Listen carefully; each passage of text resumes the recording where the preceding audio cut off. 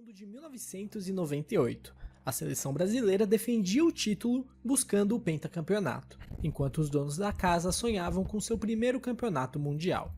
O Brasil era considerado amplo favorito tanto por ser o atual campeão, quanto por ter o melhor jogador do mundo no time. Porém, poucas horas antes da final sai a notícia que Ronaldo havia sido cortado da decisão e Edmundo começaria entre os 11. Inicialmente, se dizia que foi por uma lesão no tornozelo. Depois, os boatos eram de que foram problemas estomacais. Mas passados 30 minutos... Mas é bizarro como o Ronaldo sofreu lesões, né, cara? Tipo, tem pelo menos umas 3 na carreira, né? Tipo, sérias, tá ligado? Tipo, ele ficou fora de... Quase ficou fora de Copa do Mundo. Tem a que, né, deu o nome dele de fenômeno. E ficou fora de 98 também, mano. E entrou o Edmundo no lugar, né? Hoje, tipo assim, sai Vini Júnior, entra... Tá ligado? Mas enfim. Curioso. A escalação é alterada novamente e Ronaldo volta ao time titular. O que aconteceu foi que na tarde do dia da decisão, Ronaldo foi tirar uma soneca em seu quarto, quando de repente começou a convulsionar. Seu companheiro de quarto, Roberto Carlos, viu a cena e desesperado chamou os médicos. O craque então foi levado ao hospital. Porém, nenhuma normalidade foi encontrada e Ronaldo sequer se lembrava do acontecido. Quando ele volta do hospital com a equipe já no vestiário e pronta para a final, ele diz que tá bem e quer jogar.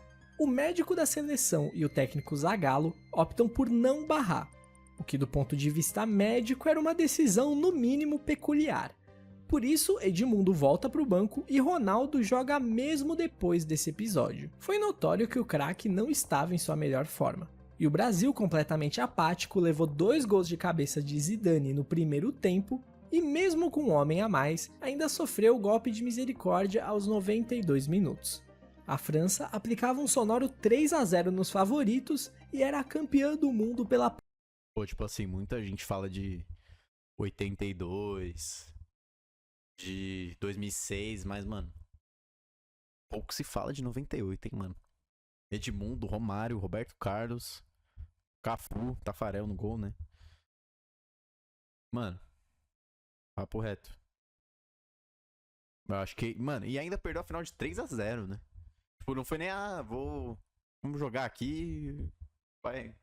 Perdeu de 1-0 ali daquele jeito, ou um 3-2, virada no último minuto. Não, tomou um 3-0 feiaço. Mas falam que muito foi por causa desse lance do Ronaldo aí, né? Eu tô legal isso. Primeira vez em casa.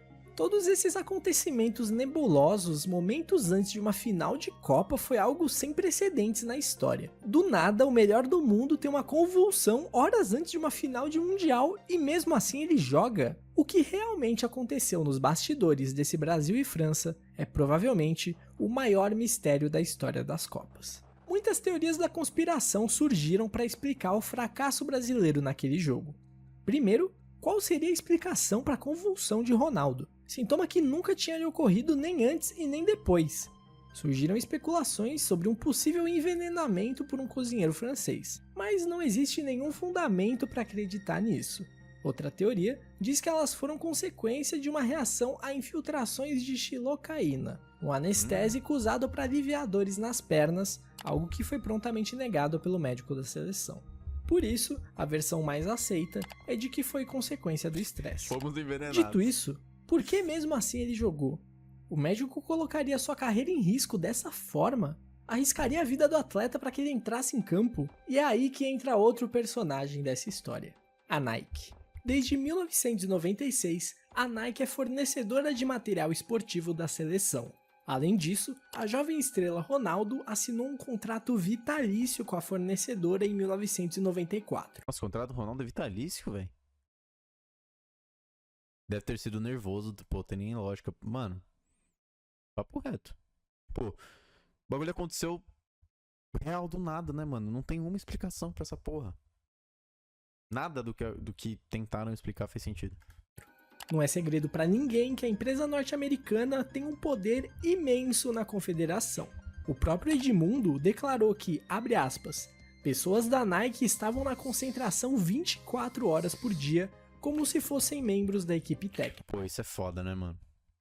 Que a gente vê reflexo, tipo, de, por exemplo, empresário da seleção sofrendo muito até hoje, tá ligado?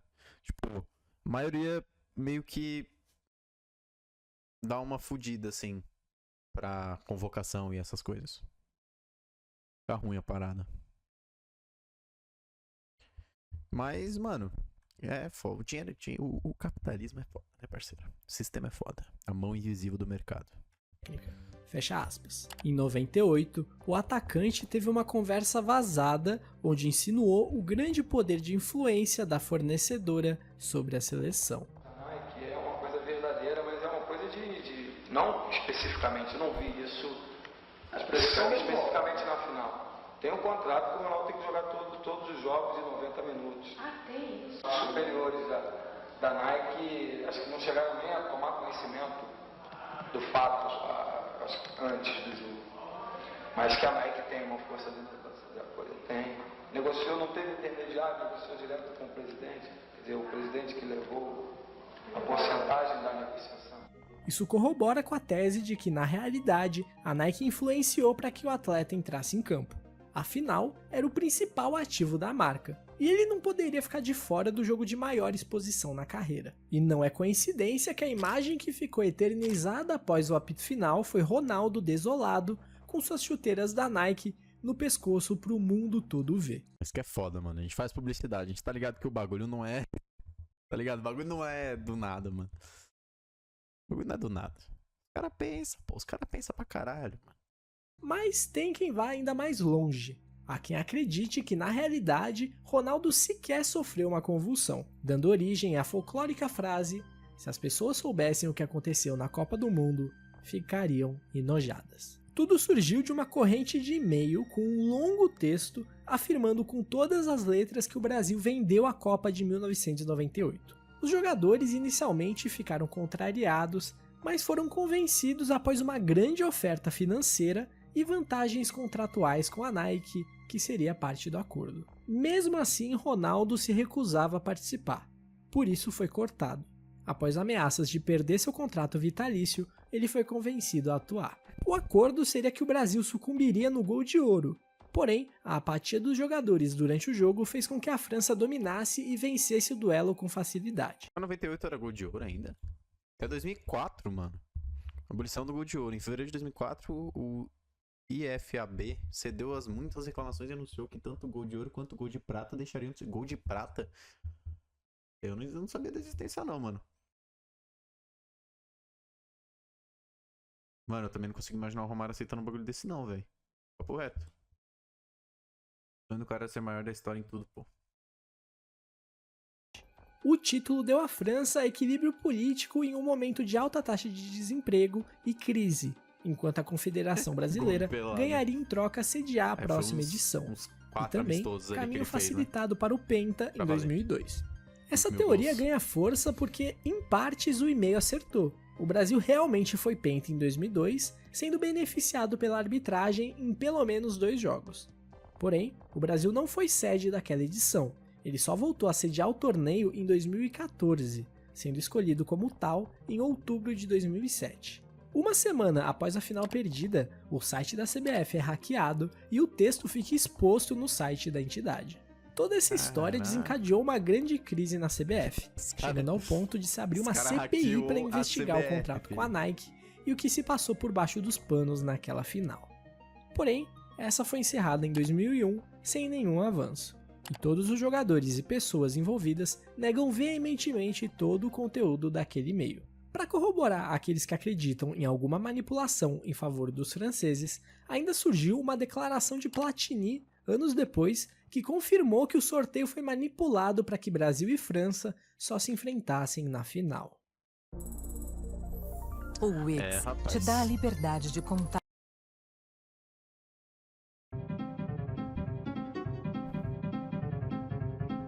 Outra teoria da conspiração bastante difundida é de que a partida entre a Argentina e Peru pela Copa do Mundo de 1978 foi manipulada. A Argentina sediava o torneio em meio a uma das mais sangrentas ditaduras militares do continente sul-americano. A própria escolha da Argentina como sede levanta suspeitas bem razoáveis. Afinal, o regime de Videla usou o Mundial para colocar panos quentes nos desaparecimentos e outras atrocidades que os militares praticavam. É verdade, né? Teve essa fita. Tipo, a Argentina tentou puxar a Copa pra Argentina pra dar uma apaziguada na ditadura, né? É um bagulho tenso, mano. Mas acho que muito país deve ter feito isso, né? Muito país deve ter feito isso. Enfim. Eis que na semifinal se encontravam no grupo B os donos da casa com Peru, Brasil e Polônia. Todos jogariam contra todos e o primeiro colocado avançaria à final. Na primeira rodada, Brasil e Argentina ganham seus duelos. Na segunda, a Polônia venceu e por consequência tirou as chances de classificação do Peru, enquanto Brasil e Argentina protagonizaram a Batalha de Rosário. O jogo muito truncado terminou 0 a 0, mas ficou marcado mesmo pela pancadaria que aconteceu dentro do campo. Com esses resultados, o Brasil se colocava ligeiramente à frente pelo seu saldo de gols, e a vaga seria definida na rodada final. Copa de 70 no Brasil foi a mesma fita, mano. Sendo que, tipo, nem financiamento nos esportes tinha direito. Mas enfim. O jogo da Argentina foi adiado em 3 horas. Dessa forma, eles jogariam sabendo exatamente de quanto precisavam para ir para a final. O Brasil fez sua parte e venceu os poloneses por 3 a 1, fazendo com que a Argentina precisasse de no mínimo 4 gols para se classificar. E adivinha o que aconteceu? A seleção portenha massacrou o Peru. 6 a 0 fora o baile. Vale lembrar que a seleção... Eu ia falar, 6 na Copa é foda. Mas, né... tomou 7. peruana não era ruim, tinha chegado às semifinais porque liderou o grupo com a Holanda. Mas, nos dias que antecederam essa partida, aconteceram movimentações bastante suspeitas nos bastidores que talvez explicassem o resultado. Fora a gritante alteração do horário da partida, teve também o fato do goleiro peruano Ramon Quiroga ser argentino naturalizado peruano.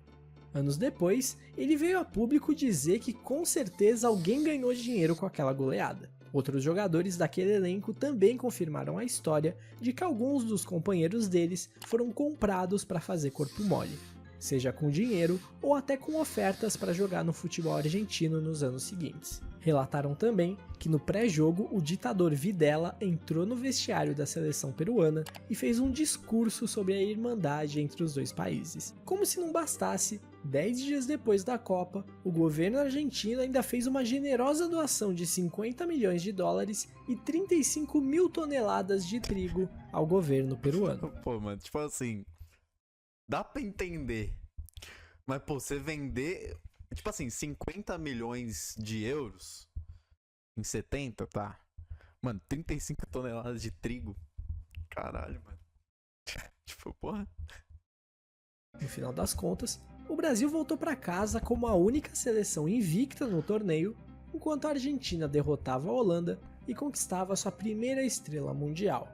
Mesmo com tantas alegações e fontes diferentes que indicam que esse jogo foi realmente manipulado, é difícil de classificar como algo confirmado, então ainda cabe na categoria de teoria da conspiração.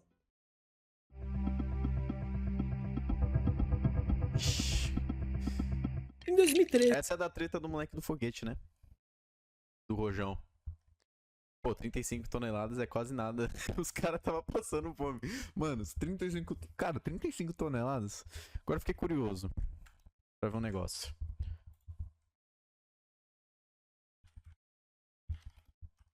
Mano, eu vim pesquisar, ó.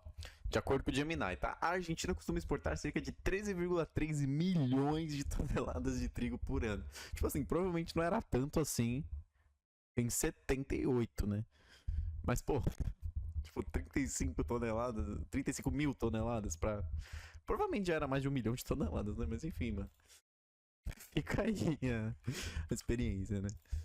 O Corinthians chegava a Libertadores com pompa de atual campeão. Manteve a estrutura e reforçou seu elenco para defender o título, sendo um dos grandes favoritos para o bicampeonato. Porém, toda a expectativa recebeu um duro baque logo na estreia. O Timão enfrentava o San José de Oruro lá na Bolívia, e logo com 5 minutos de jogo, Guerreiro abriu o placar para os corintianos.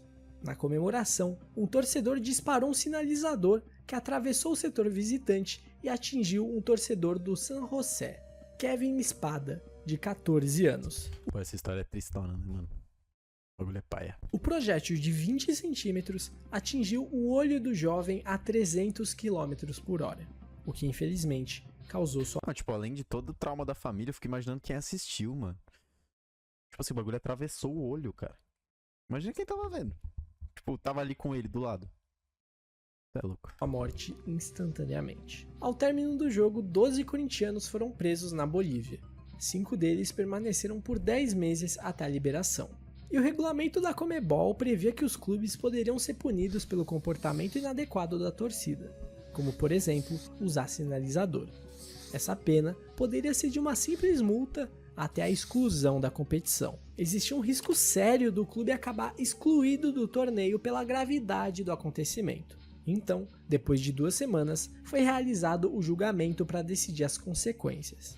A pena foi de apenas uma multa de cerca de R$400 mil e a proibição do clube levar a torcida na condição de visitante por 18 meses. Os corintianos respiraram aliviados e acharam que o sonho do Bi continuava de pé. O clube passou tranquilamente pela fase de grupos, como líder, para nas oitavas de final acabar caindo contra o Boca Juniors, reeditando a final do ano anterior, em que os brasileiros se deram melhor. O jogo de ida foi vencido pelos argentinos por 1-0, e na volta, no Pacaembu, aconteceu uma das piores arbitragens da história do futebol. O Corinthians foi operado de uma forma que não tem como não pensar que foi na sacanagem. Esse jogo apareceu no meu último vídeo sobre os maiores roubos da história da Libertadores. Se você não viu, recomendo que veja, porque eu não vou me alongar muito nos lances. Mas basicamente, Carlos Amarília e sua equipe de arbitragem deixaram de dar pelo menos 2 pênaltis e anularam 2 gols legítimos da equipe brasileira. Pô, mano, geral que tá assistindo aqui sabe que eu sou palmeirense, né? Tem até o periquito aqui. Mas, cara, é que, pô, o Palmeiras sofreu muito pro Boca também, principalmente em arbitragem, mano. Sofreu pra caralho. Mas, mano, eu acho que esse aqui é um... Eu acho que beira o top 1 ali, mano, de roubos da história, assim, tipo... Mano, esse é descarado, velho. Esse aqui não tem nem como, é bizarro. Mano, são 2 gols anulados que não estavam impedidos. Tipo, claramente não estavam impedidos. Fora pênalti que não deram, enfim, mano. Esse aqui é maluquice, maluquice mesmo. Que acabou eliminando. Mas, tipo, dito isso, eu acho que... Puta, é que é foda, né, cara? Mas a impressão que dá é que quiseram meio que... Depois do Corinthians ter feito merda, por mais que não tenha feito, tipo... Que a culpa não foi da instituição, Esporte Clube Corinthians Paulista, mas foi da torcida, né? De ter jogado rojão, enfim. Mas... Mano, parece que quiseram meio que jogar o Corinthians na lama, sabe? Tipo assim, fazer passar vexame mesmo. Porque é o que falou, o bagulho foi pro tribunal, tá ligado? Eles queriam excluir o time da competição. E faria sentido excluir o time da competição. Mas não excluíram. Então não sei não. Nada após empatar em 1-1. Também eu não duvidaria da Conmebol fazer isso. Até para os padrões da arbitragem latina, esse jogo foi muito fora da curva. E é olhando para esse cenário que surge uma teoria da conspiração a respeito da motivação disso. Muitos viram como a Conmebol tirando o Corinthians da Libertadores o mais rápido possível na marra por conta da morte de Kevin. É dito que a Conmebol não teve coragem de eliminar o Corinthians no tribunal e tentou fazer de forma natural. Mas fato era que o Corinthians não podia, em hipótese alguma, ganhar a Libertadores depois do que aconteceu com o jovem boliviano. A Conmebol não ia deixar. Anos depois, vazaram áudios de um influente cartola argentino, Julio Grondona, que confirmaram que houve manipulação na escolha do árbitro. Alguns membros da direção corintiana, na época, chegaram a declarar publicamente... Hoje em dia tem racismo a cada 3 jogos e não rola papo de exclusão, suspeita demais. Mano, mas é que os caras não ligam, velho. Isso que é verdade. Tipo, o Conmebol não tá ligando pra racismo. Nem um pouco. Porque aqui... Cara, é que é complicado falar assim. Mas, tipo assim, se fosse com um brasileiro que tivesse ocorrido... Entendeu? Tipo, será... Ainda mais depois da fala do presidente da Conmebol, daquele bagulho do Tarzan lá, tá ligado? Será que teria tido o mesmo impacto? Tentariam tirar o time? Se fosse o Boca Juniors, por exemplo, ou o River Plate, enfim. Ou até mesmo um time que na época fosse maior na Libertadores no Brasil, que no caso o maior era o São Paulo e o Santos, né? São Paulo e Santos, tinham 3. Não sei se é porque foi o Corinthians, mas enfim, sei lá, mano. Esse caso é muito esquisito. Embora, tipo, eu acho que talvez a exclusão do Corinthians da Libertadores fosse justa mesmo no tribunal. Eu acho que sim, mas eu acho estranho ter sido do jeito que foi. Gente que acreditam que a arbitragem catastrófica de Amarília foi a forma que a Conmebol encontrou de eliminar o Corinthians depois da tragédia de Oruro. Em Albion, onde quer que você vá ou faça, sua... Sinto muito, rapaziada, prometo que eu vou assinar o YouTube Premium mês que vem, tá? 2013 foi um ano que deu o que falar. Ao término da...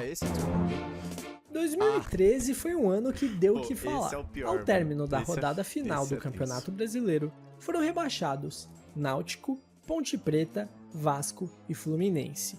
Porém, bizarramente, naquela mesma rodada, houveram 2 escalações irregulares. Algo relativamente raro e que acabou mudando as equipes que foram para a segunda divisão. No dia 7 de dezembro, o Flamengo escalou o lateral André Santos para o duelo contra o Cruzeiro. Porém, o jogador tinha sido expulso na final da Copa do Brasil e, portanto, estava suspenso e não poderia atuar. De acordo com o regulamento do Campeonato Brasileiro, a escalação de um atleta irregular deveria retirar 3 pontos, mais os pontos conquistados pela equipe na partida em questão. Como o jogo empatou, o Flamengo perderia 4 pontos. Sem esses 4 pontos, o Flamengo iria de 49 para 45 e cairia da 11ª colocação para a 17ª, salvando o Fluminense e entrando na zona de rebaixamento. Mas, antes que os rubro-negros entrassem em desespero, no dia seguinte a esse jogo, Portuguesa e Grêmio entravam em campo em uma partida que não valia rigorosamente nada. Tudo se encaminhava para um 0 a 0 bem chato. Porém, aos 33 minutos do segundo tempo, Everton entra no lugar de... Esse tweet é lendário. Assim, muito triste que aconteceu com a Portuguesa. Mais que eu não gosto muito da Portuguesa, né? Porque, né, Palmeiras e Portuguesa não se entendem muito. Mas, assim, esse tweet é lendário. Não tem como. Mexeu a lusa. Wanderson dá lugar para o Everton.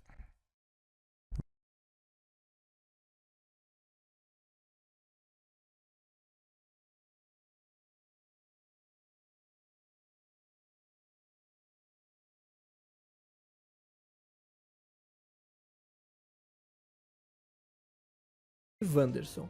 O problema é que Everton... Mano, botei o fone sem querer, mas eu falei, basicamente, que esse tweet é lendário. Caminhava para um 0 a 0 bem... Mano... bem chato.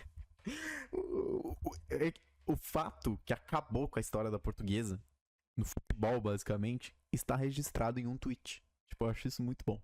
É lendário essa porra. Porém, aos 33 minutos do segundo tempo, Everton entra no lugar de Wanderson. Não, e é escrachadaço e tipo, mano, é de um amadorismo. Como não existe você não saber que o jogador não tá inscrito? Tá ligado? Não, mesmo que, mano, a gente não tá falando tipo, 68, 84, que, né? Tipo assim, a gente tá falando de 2013, mano. É como se... Eu nem julgo o Flamengo, tá ligado? Imagina seu time salvar o rival do rebaixamento e você cair no lugar. Mano, isso tinha que ter acontecido, mano. Uma pena que a Lusa caiu, né? O problema é que Everton também estava suspenso, fazendo com que a Portuguesa, assim como o Flamengo, fosse... Ah, não, ele não tava escrito, né? Ele tava suspenso. Pode escrever, falei bosta. punida com a perda de 4 pontos, indo de 48 para 44. Por sua vez, caindo para a 17ª colocação, salvo... Mas não deixa de ser amadorismo. Tipo, não deixa de sair da mesma média. Já... Enfim. Levando a pele do Flamengo e caindo para a segunda divisão. Não é tão comum jogadores serem escalados irregularmente. Imagine só 2 na mesma rodada. Isso alimentou teorias da conspiração de que, na realidade, a Portuguesa tenha deliberadamente escalado o atleta irregular, em troca de uma... Tá ligado? É disso que eu tô falando. Mano, não faria sentido. É um time profissional, mano. Você tá jogando Série A. Não tá jogando Série C. Série D. Sem divisão. Tá jogando Série A, mano. 9 pontos de distância do 15º colocado pro 7º. Que é isso, mano? Bizarro, né? Se você for analisar como foram os últimos campeonatos brasileiros, isso ser o que era há 12 anos atrás, mano. Insano. Compensação financeira. Vamos comentar sobre o quão bizarro é o 12º ter 48 e ter caído com 4 pontos a menos, mano. Sim. Isso é loucura. Loucura. Tipo... Mano, outros... É o que você falou, mano. Outros tempos, velho. A parada era muito diferente. Eu pego o que foi... O rebaixamento do Santos, tá ligado? E... Já é um bagulho apertado. Você pega até o 12º de estar correndo esse risco, mano. Muito, muito bizarro, muito bizarro. Os suspeitos eram Flamengo e Fluminense. As teses eram as seguintes. A primeira seria que o Flamengo escalou André Santos de forma irregular, percebeu a cagada que fez e ofereceu dinheiro para que a equipe paulista, que jogaria no dia seguinte, cometesse o erro. A outra dizia que o Fluminense, ameaçado de rebaixamento, teria encomendado a entrada de Everton como um plano B caso o clube não conseguisse o resultado que o salvasse dentro do campo, o que realmente acabou acontecendo.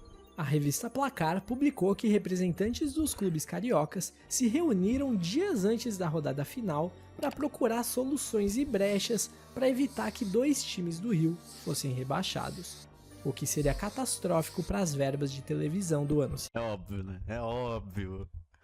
Nossa querida Globo envolvida, né? Não tem como. Mano, imagina, se o Flamengo e o Fluminense caem, velho. Mas tudo bem, né? A gente tá vivendo um tempo em que o futebol... É que, mano, eu acho que em público o futebol carioca ainda é maior que o paulista, né? Ou não? Falei merda, tipo, catastrófica agora. Porque, tipo assim, qual que teria o maior impacto? Cair Flamengo e Fluminense ou cair São Paulo e Santos? Sabe? Porque eu acho que o Corinthians, aí sim, aí é um impacto muito grande. Não que o Flamengo não seja um impacto muito grande, mas tipo... Se caísse, por exemplo, Corinthians e São Paulo... Corinthians e Flamengo brigam em audiência. Não, sim, eu tô ligado que eles brigam em audiência, mas tipo... Você tirar 2 times do nicho... Será que tem o mesmo? Eu acho que tem, né, mano? Acho que eu falei uma bosta agora. Tipo, mano... Envolve interesse, né, mano? Mano, armaram muito esse rebaixamento. Flamengo e Fluminense acabaram o mundo se caísse. Mano, eu nem acho que ia acabar o mundo, tá ligado? Mas... Ia dar uma merda, mano. São Paulo e Santos ia ser escândalo, mas tipo... É, meio que foda-se, né? Ninguém ia ligar muito. Mas enfim. Seguinte, o Ministério Público chegou a concluir que a Portuguesa vendeu a vaga. Porém, anos depois, o inquérito foi arquivado por falta de evidências. Se a vaga foi comprada, o dinheiro deveria aparecer em algum lugar. Mas nenhuma quantia suspeita foi encontrada nas contas da Lusa e nem de nenhum funcionário. Fato é que a CBF avisou o clube que a suspensão do atleta ainda não tinha sido cumprida, o e-mail foi visualizado, mas essa informação nunca chegou até o treinador Guto Ferreira, seja por sabotagem ou incompetência. Embora a versão oficial, confirmada pelo próprio presidente da Lusa, é de que foi tudo cagada, muitos seguem acreditando em uma trama pela compra da vaga da saudosa Portuguesa na primeira divisão brasileira.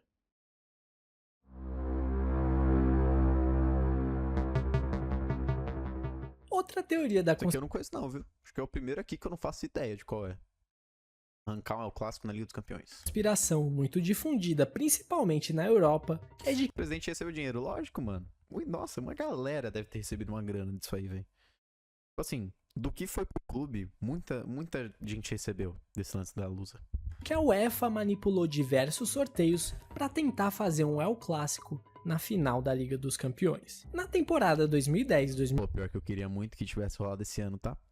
O Barça aí... Mano, é porque, pô, o Barcelona é foda, né, mano? O Barcelona nunca se ajuda, né, mano? Mas esse ano eu queria que tivesse sido um El Clássico e o Barcelona não chegou nem na final, né, mano? Dito isso, finalzinha tá aí, né? Você acha que vai dar quem? Mano, eu acho que vai dar PSG, velho. De verdade. E eu não quero muito que dê Inter também, não. Não sou muito fã da Inter. Mano, eu teria amassado. Tipo assim, se o Real Madrid chegar na final da Champions, o Barça era o único time que ganhava. Porque é muita paternidade. Tipo, mano, foram 5 jogos de El Clássico esse ano. Eu acho que foi um dos anos com mais El Clássico, tipo, dos últimos. Do século, talvez. E o Barcelona ganhou todos. Quer dizer, empatou um, né? 0x0 ou 1x1, não sei. Mas não perdeu. O Barcelona não perdeu o El Clássico. Isso é bizarro. Maluquice a paternidade. Embora o Real Madrid seja o que é, né? Mas eu acho que dá PSG também, mano. O PSG tem que ganhar. Então, o PSG, eu acho que ele tem mais vontade que a Inter, mano. Por mais que a Inter já tenha batido na trave contra o City, eu acho que o PSG vai vir com muito sangue no olho, mano. Ainda mais porque a torcida é mais apaixonada, né? Eu acho que perto da torcida brasileira e argentina, a da França é que chega mais perto em fanatismo. Que não tem nenhuma outra que chega assim, igual é. Inter chega cansada, também acho, mano. Brigou até o final do campeonato, inclusive perdeu o campeonato italiano, né? Mas enfim, vamos ver aqui. Em 2011, Barcelona e Real Madrid fizeram uma das semifinais da Champions. O Barça se deu melhor e avançou à final, onde acabou campeão posteriormente ao derrotar o United. Nessa época, começava a aflorar a rivalidade entre Messi e Cristiano Ronaldo. O Mbappé é provavelmente o jogador mais azarado do mundo. Na vez de ganhar uma Champions, o time com o Rodrigo... Mano, mas se o Mbappé tivesse no PSG, eu acho que não chegava, mano. Eu acho que não teria chegado até a final, velho. Por causa do Mbappé, o PSG não é campeão, mano. Aquele lance que sai ele e o Neymar na cara do gol. E ele não toca a bola. Então, mano, muito tá na conta dele também, tá ligado? Já todo mundo sabe do lance de bastidores do Mbappé. No começo, quando ele chegou no Real Madrid, tem aquele vídeo do Bellingham falando que ele é inimigo, tá ligado? Não sei se ele falou que ele era inimigo, mas ele, tipo, dando uma canetada no Mbappé, tá ligado? No vestiário. Não sei se vocês chegaram a ver isso, mas faz muito, muito tempo. Mas eu acho que ele tá se acertando. É que o problema do Real Madrid foi que o Real Madrid quis se sustentar só na contratação dele, né? Não trouxe mais ninguém de peso, assim. Tu levou o Endrick, mas o Endrick nem joga, mano. Pô, vai trazer o Arnold agora, que eu acho que vai ser uma boa, né? O Arnold anunciou que não vai continuar no Liverpool, então provavelmente vai pro... Inclusive, vocês viram que o Matheus Cunha vai pro United, mano? Eu vi essa porra e falei, caralho, mano. Eu acho que vai estragar a carreira dele, igual todo mundo. Vai ser tipo um Anthony, assim. Acho que não vai ser legal. Não que o Matheus Cunha jogue muita bola, né? Saia do time e seu time ganha uma Champions. Exatamente. Eu acho que vai ser isso que vai acontecer. Mas, mano, o Real Madrid já tinha bola cantada de que talvez não ganhasse a Champions, mesmo com o elenco que tinha, mano. Porque já aconteceu. Tipo assim, não ganhou com o Zidane, Beckham, Ronaldo, Casillas. A chance de ganhar também com esse elenco era muito baixa. Esqueceu da base, mano. Esqueceu de contratar meio campista. Ficou o ano inteiro improvisando Camavinga e Tchouaméni, velho. O ano inteiro improvisando os caras. O Éder Militão tá se lesionando faz sei lá quantos anos. Os caras, o Alaba também, os caras não trazem reforço. Esse ano já contratou uns 3 caras. Matheus Cunha vai acabar com a carreira. Vai acabar, mano. O cara tava no Wolves, velho. Tipo assim, a chance do cara é voltar pro Brasil. Ele tem bola. Tem bola, ele joga bem, sabe? Até tava indo bem no Wolves. Só que o Wolves, mano, pô. O que mais me surpreende nessa temporada, na verdade, é o Nottingham Forest, né? Pô, chegou, quase pegou Champions. Ou pegou Champions. Mas foi o que mais me surpreendeu, mano. Porque os caras realmente veio com estrutura. Dito isso, venha para o verde, Danilo. Imediatamente. Aproveita que os caras não estão muito com essa cara aí. Que dominariam o futebol mundial pelos próximos anos. Um com a 10 do Barcelona e o outro com a 7 do Real. A UEFA viu naquilo um prato cheio para ganhar muito dinheiro. Seria muito conveniente para o espetáculo que essas duas figuras fizessem a final da Liga dos Campeões, a competição de clubes mais badalada do futebol, que de quebra seria um clássico nacional dos mais viscerais do planeta. Eis então... Pô, mas pro Nottingham Forest ir pra Conference já é um bagulho gigante, né, mano? Muito grande, eu acho, né? Pelo menos pro que tá vivendo o Nottingham Forest nos últimos anos. Que em 3 das 4 temporadas seguintes, Barcelona e Real Madrid estariam presentes nas semifinais. E em todas estariam em lados opostos. Pode ter sido sorte? Pode, mas a probabilidade não é favorável. E isso aconteceu esse ano também, né, rapaziada? E a chance era grande, mano. A chance era muito grande. De tipo...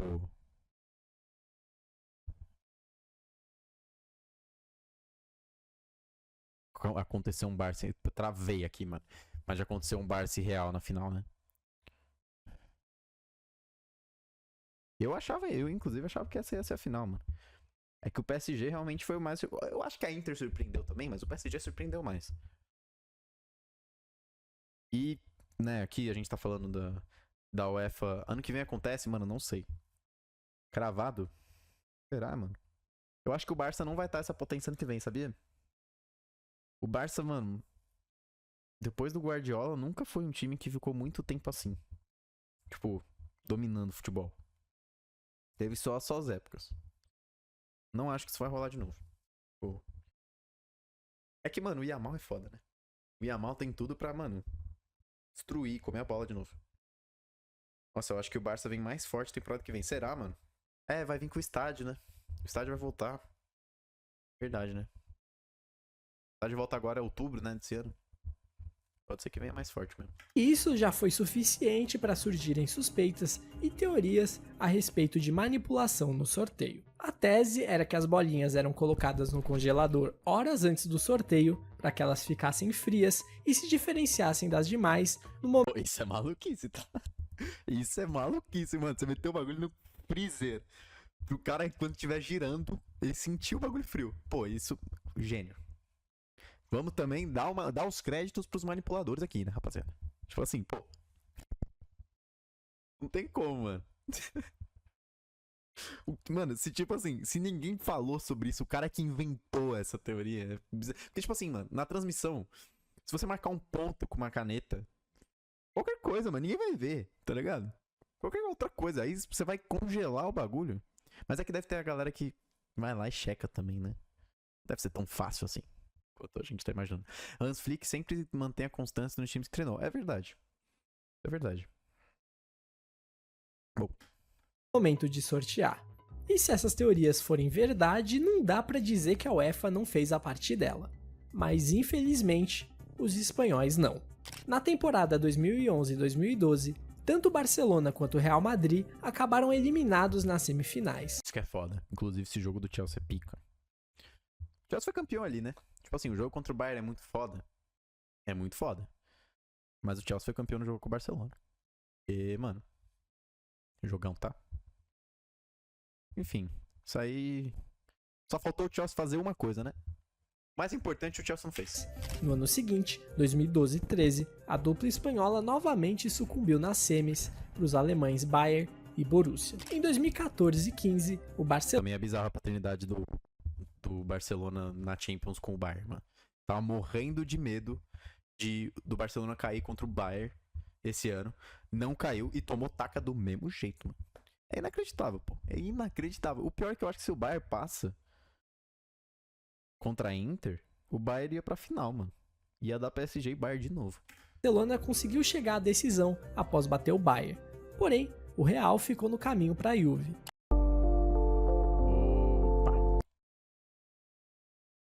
Os dois terem sido eliminados juntos, mano, é tenso. Acusou a UEFA de manipular sorteios, mencionando especificamente a edição de 2012-13, uma das citadas agora há pouco. Ele afirmou que o sorteio colocou Barcelona, Bayern e Real em chaves separadas, evitando que Então, cara, passou o carro na fase de grupos, mas, tipo assim, tava passando o carro em todo mundo e caiu na Champions, tá ligado? Quase perdeu em casa, pro Inter, tá ligado? É de trick do Rafinha até, sim, mano. Mas, cara, eu não sei. O Barcelona é um bagulho místico, mano. As cagadas do Barcelona é mística, cara. Uns bagulho que você não se explica, pô. Não tem como você explicar. Tá ligado? Málaga encontrasse o caminho de um dos espanhóis, porque seria um confronto menos interessante financeiramente para a entidade. Segundo o árbitro, foi utilizada uma técnica de vibração para manipular as bolinhas. Manipulação no chaveamento não é uma teoria nova. Nós já vimos nesse próprio vídeo Platini admitindo que colocou França e Brasil em lados opostos propositalmente. Mano, Málaga. Chegando. Bizarro. Totalmente. Um executivo da FIFA que participou da organização de mundiais confirmou a tese, afirmando que os sorteios das Copas em que trabalhou foram manipulados, como em 94, onde um dia antes já se sabia que o México seria sorteado para jogar em Orlando. E dito e feito. Blatter. Rapaziada, vocês acham que sorteio de todos os torneios, assim, falando no geral, né? Eu acho que o da Copa do Brasil é o pior. De longe. Com certeza é o pior. Mas, tipo assim, sorteios no geral. Vocês acham que todos são manipulados? Todos os anos? Eu acho veementemente que sim, mano. Sim. É muito... por exemplo, Palmeiras e São Paulo caíram todos. Quase todas as Copas do Brasil nos últimos anos, mano. E do mesmo lado do chaveamento, velho. Mano, acho que a maioria, tá ligado? Torneio grande ainda. Mano. Com certeza, velho. Com certeza. Todos não? Não sei, mano. Mas a Copa do Brasil, sim, mano, com certeza. Mano, Léo, desde que a gente saiu do ensino médio, Palmeiras e São Paulo, desde o primeiro ano, mano, Palmeiras e São Paulo estão no mesmo lado da chave. A gente já tá no segundo ano da faculdade. Pelo atual mundo que a gente vive, certeza que é manipulado pela grana. Ah, com certeza, mano. Desde que eu me conheço por gente, todo ano parece que tem São Paulo e Palmeiras pela Copa do Brasil. Exatamente. Que foi acusado de manipulação, porque era o responsável pelos sorteios nessa época, disse que em Copas do Mundo nunca aconteceu, mas em nível europeu, sim, era uma prática comum, com a famosa técnica das bolinhas frias. Doutor Fuentes e o doping. Caso obscuro de suspeita de doping no futebol. Ah, mas isso aí, né, rapaziada? Dr. Fuentes foi um médico espanhol que foi peça principal de um escândalo de doping no ciclismo que veio à tona em 2006, a Operação Puerto. Durante as investigações, surgiram indícios que ligavam o Dr. Só não teve 24 porque o Palmeiras caiu, né? Pro Flamengo. Fuentes ao futebol. O jornal francês Le Monde publicou que supostamente 4 clubes contrataram seus serviços: Real Madrid, Barcelona, Valência e Betis, sugerindo que ele teria elaborado planos de preparação para essas equipes que incluíam práticas de doping. Todos os 4 clubes negaram o envolvimento, e o médico também. E a Operação Puerto nunca foi muito além do ciclismo. O Le Monde ainda foi processado pelas acusações sem provas. Então esses casos no futebol acabaram passando sem maior apuração. Mas em 2013, uma investigação interna da Real Sociedad chegou à conclusão de que o clube pagava 327 mil euros anualmente a Dr. Fuentes entre 2000... Mano, 327 mil euros em 2000, durante 5 anos. Tá maluco. 2000 e 2005. Curiosamente, em 2003, o clube teve sua melhor colocação recente no Campeonato Espanhol, um segundo lugar, levando muitos a crer que Dr. Fuentes estava por trás do sucesso de muitos clubes espanhóis no final dos anos 90 e início dos anos 2000. Mas esses casos teriam sido acobertados pelas autoridades espanholas, que temiam o grande impacto desse escândalo no futebol mundial. Nessa mesma época, outro grande escândalo de doping assombrava a Juventus. Em 2004, o médico do clube Ricardo Agrícola foi condenado por fornecer drogas para melhorar o desempenho de atletas entre 1994 e 1998. Um especialista alegou que era praticamente certo que jogadores da Juve tomaram substâncias ilícitas, nem que seja em pequenas doses, citando Antônio Conte, Del Piero e Didier Deschamps. Vale lembrar que nesse período, em 96, a Juventus foi campeã da Liga dos Campeões. Porém, em 2005, o médico e o diretor do clube que haviam sido condenados foram inocentados após apelação. O doping... Mano, uma parada que eu acho bizarra é como a Série A se levou a sério em alguns momentos de, tipo assim, unir os clubes. E a Juve foi rebaixada, tá ligado? Isso eu acho, tipo assim... foge totalmente da ideia de os caras preferir audiência, tá ligado? Tipo, o que aconteceu supostamente em 2013, de não quererem rebaixar nem o Flamengo, nem o Fluminense, ou nem os dois, né? A Juventus foi rebaixada, pô. E isso é muito raro, mano, de acontecer. É o único caso que eu me lembro, velho. O futebol é um assunto polêmico e que envolve muitas teorias da conspiração. Afinal, é um dos esportes com menor incidência de casos, apesar de ser um dos mais praticados. O pessoal da Itália é sério, mano. Eu acho que nesse sentido eles levam mais a sério, né? E a Liga é uma das mais conhecidas por ter mala branca. Exatamente, mano. Exatamente. É surpreendente essas coisas. O que leva muitos a acreditarem que há um acobertamento por parte de entidades maiores. Houveram alguns casos de equipes que levantaram suspeitas do uso de substâncias ilícitas no futebol, como por exemplo a seleção russa na Copa do Mundo de 2018, devido ao espetacular rendimento físico do time mesmo passando por 2 prorrogações e que consagrou sua melhor campanha na história das Copas, chegando até as quartas de final. Tudo explodiu quando a Agência Mundial Antidoping descobriu um escândalo institucional de doping na Rússia, que tirou o país da Copa de 2022 e das Olimpíadas de Tóquio. Apesar de alguns jogadores do time de futebol terem sido investigados, o caso foi arquivado pela FIFA por falta de provas. Essas teorias também rondaram o Bayern de Munique na temporada de 2020, em que o clube conquistou a famosa Champions da pandemia.